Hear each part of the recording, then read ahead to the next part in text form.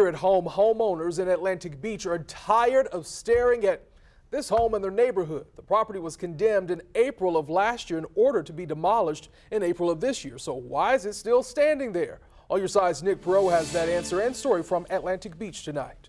Well, if this property was set back in April to be demolished, why is it still here? Well, it's not as simple as putting a notice on the building, saying it's unsafe, and knocking it down.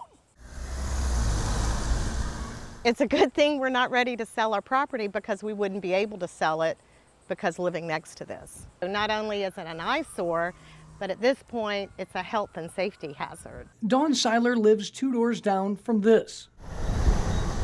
Officially, it's 198 Poinsettia Street, the property condemned in April of 2018 after the owner failed to make repairs. 3 years ago, watched every deck fall and windows fall. Seiler says conditions have only gotten worse. The patios have fallen through, the windows. Just recently, both floors have completely fallen out. Wells Fargo began the foreclosure process in March of this year, eventually taking over ownership and determining the property needed to be knocked down.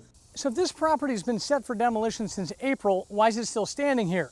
There's actually a second owner in this unit here, 196. He doesn't want to sell his property and wants to keep this in its place. And engineers have actually looked at it, and there's a load-bearing wall between these two units, which means if you knock down 198, 196 could not stand on its own, which is why right now this unit is still standing.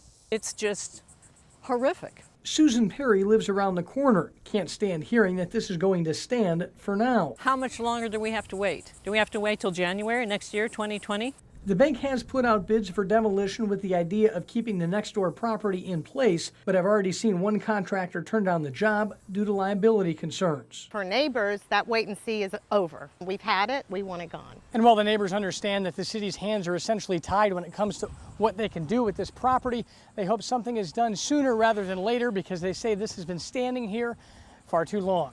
In Atlantic Beach, Nick Perot, First Coast News, on your side.